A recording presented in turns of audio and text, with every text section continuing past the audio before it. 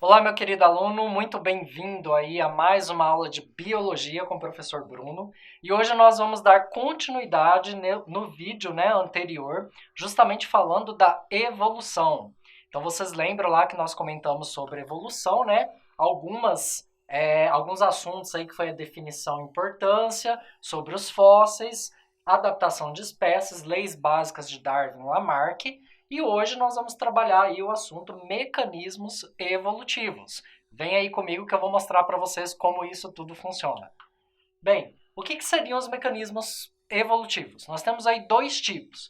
Quais são eles? O primeiro deles é o que cria a variação. Tá? Então, o primeiro mecanismo evolutivo vai criar a variação. Mas, professor, que variação? O que você está falando? A variação justamente dos seres vivos. Por que nós temos diferenças, entre os seres vivos? Então, criar variação seria um dos primeiros mecanismos evolutivos para aquela determinada espécie conseguir sobreviver em um determinado ambiente. E o segundo é responsável pela distribuição dessas variações aí nas populações.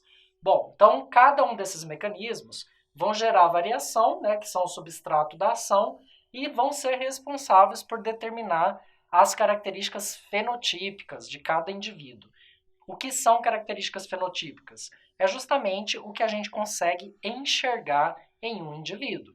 Cor do cabelo, altura, cor dos olhos. Então, tudo isso são características fenotípicas que vêm justamente dessas variações a partir dos mecanismos que nós vamos entender agora. Seguindo em frente, a pergunta que não quer calar. Quais os mecanismos que são responsáveis pelo surgimento da variação genética na população? Quando eu falo população, a gente está falando aqui de população de organismos, ou população de seres vivos. Então, nós temos aí uma determinada população de raças de cavalos que vive numa determinada região, uma população de peixes que vive numa determinada região, um determinado rio, ou uma população de peixes do mar. Então, quando eu falar em populações, entendam que são grupos de indivíduos que tenham aí a mesma característica. Seguindo em frente, para a gente tentar responder então essa pergunta, o primeiro item que nós temos que entender é sobre mutação. O que a mutação faz? Quando eu falo de mutação, eu estou me referindo justamente à mutação genética. Então, nós temos aí diferentes tipos de organismos que estão sendo criados, ou seja, que vão criando essas variações justamente devido às mutações.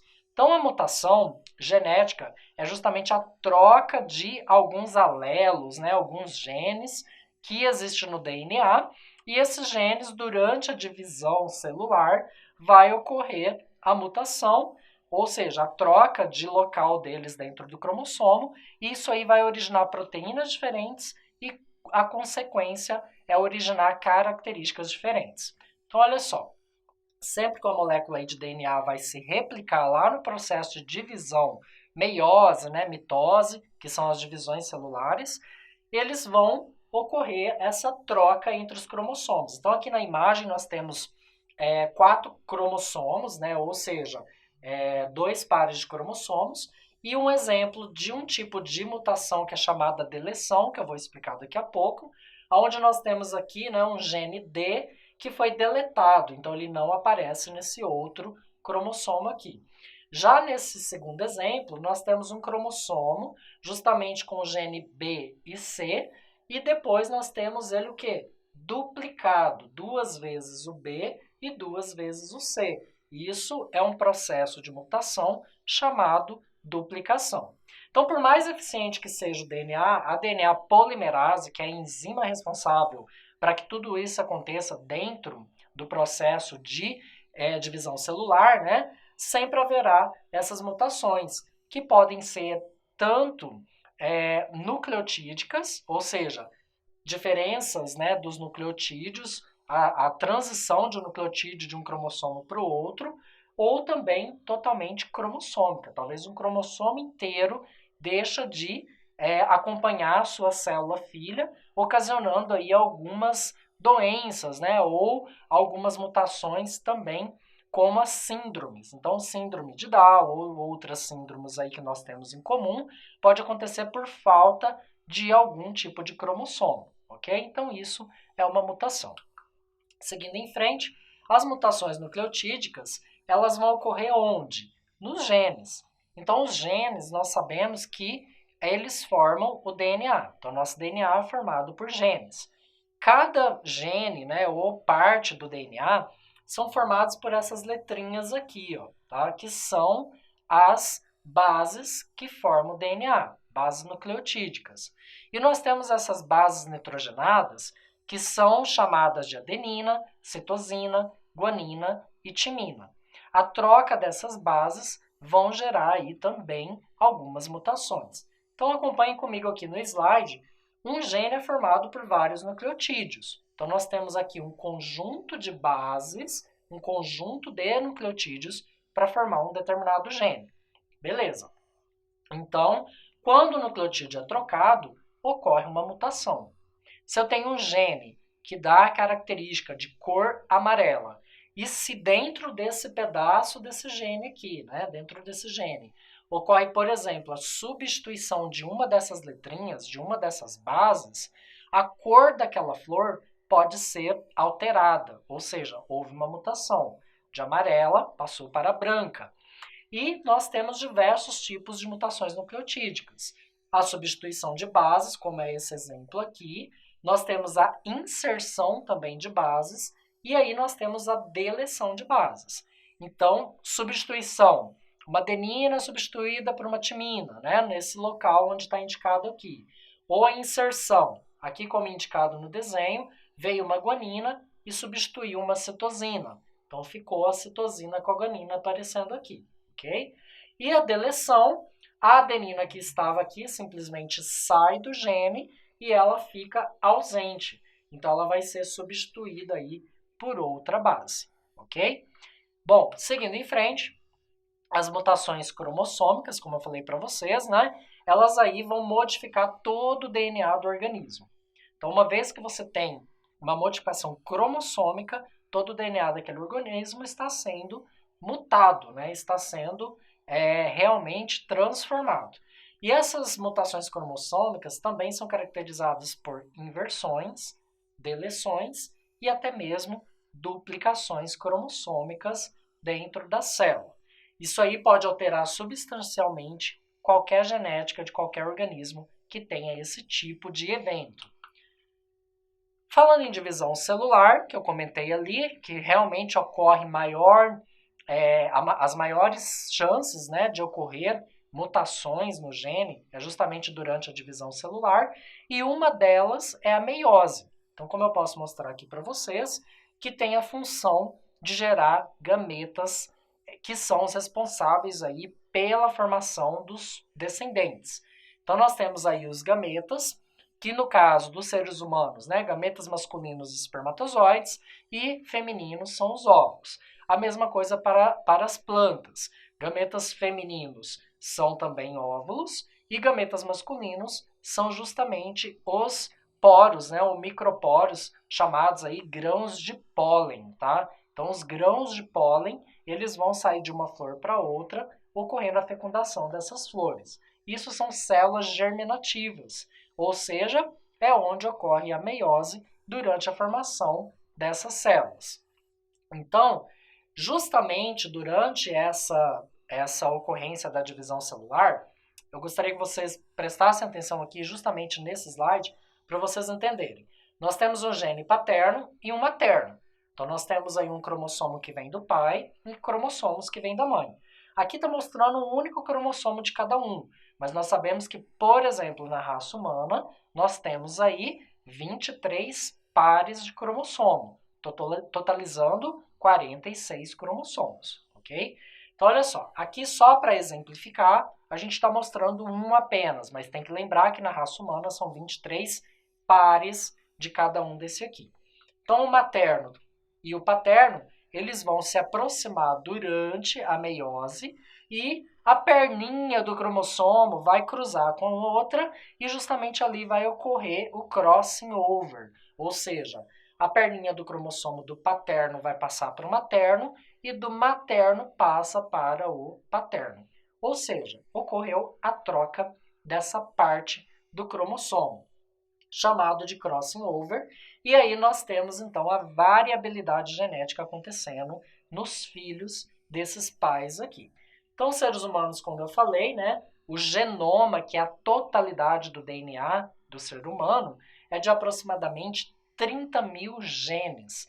Cada gene desse tem uma função: abrir e fechar os olhos, conseguir enxergar, conseguir correr, falar, sentir odor, né? Sentir aí o gosto do alimento. Então, cada gene tem uma função. Produção de saliva, ou, enfim, tudo que a gente tem no nosso corpo é comandado pelo gene, né? Ou melhor, pelos genes, que são os DNAs que estão espalhados em cada célula do nosso corpo.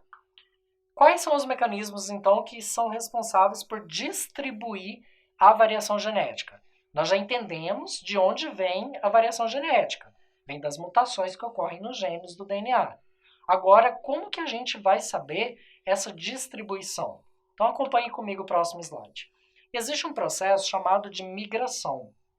E nesse processo, você tem aí toda a mudança, né, evolutiva acontecendo. Então, nós sabemos que várias espécies elas vão ficar sempre indo de um lado para o outro, né? Então, de uma região para outra.